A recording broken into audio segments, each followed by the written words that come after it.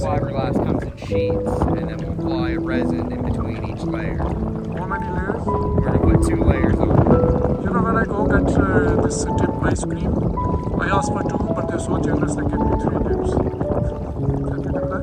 We can always do that. Yeah.